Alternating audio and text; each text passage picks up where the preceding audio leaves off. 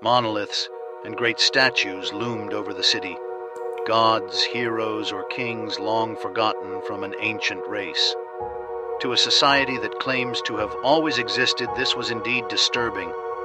No quarter was left without shadow under the gaze of these giants, all except the elite.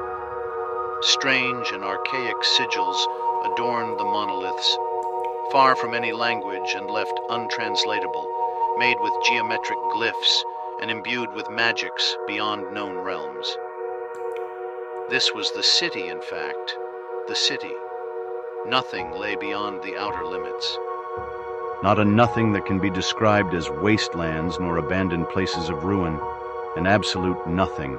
A nothing where neither light nor sound could penetrate.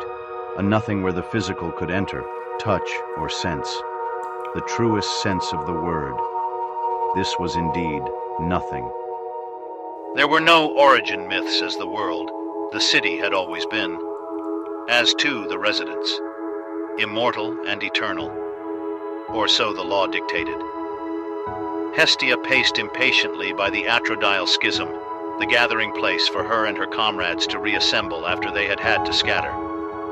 It was long past the allotted time to meet, and the area had been prescribed by the Council de Tumnus, the ruling body tyrants of this sick and rotting world in which she with her friends were attempting to abolish as a forbidden and holy area. The Atrodile Schism was a sphere comprised of unlimited possibilities.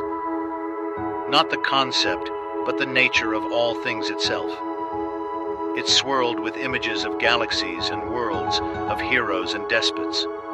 All things denied to be, kept in a tiny ball which set upon a vortex comprised of dark stars and ghastly creatures that would haunt the mind. Hestia removed her helm, releasing her mane of garnet hair.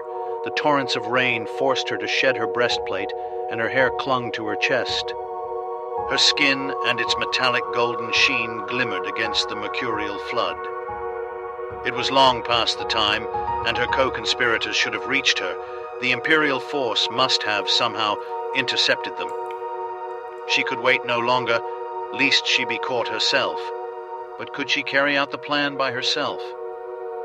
The chorus of the zealot hive cried out, signaling a call for the defenses. It was clear now. Hestia's compatriots had indeed been caught, and more than likely taken to the council for punishment. Execution was off the cards, as death was itself illegal. All death. The immortal realm forbade death in all forms. Punishments were much worse than any immortal could bear. She had no choice. She had to carry out her assignment, and swiftly too. She raised her sacred blade, Holiad Blood Drinker, above her head, and with both hands struck down upon the schism. The massive orb resonated with horrifying vigor. The ringing nearly deafened her, her senses being stripped from her entire being. She struck again and again and again. Shards of adamantium sheared through the air, cutting deep into her flesh. The more she hit the schism, the more pain she felt, but little by little she was breaking through. The De Autumnus Imperial force flushed into the hallowed grounds. Some stopped just short of entering too far. It was forbidden to enter the site, or to be anywhere near. That is why it had not been guarded. Others, though, saw that the cursed child was attacking the sacrosanct Atrodile Schism, and leapt forward to stop her. The vortex below gave way to the horrors inside. With one final blow, Hestia broke through, and with a massive wave of energy, all went to pitch. The force spread out to every space and every time before it all collapsed upon itself. That is when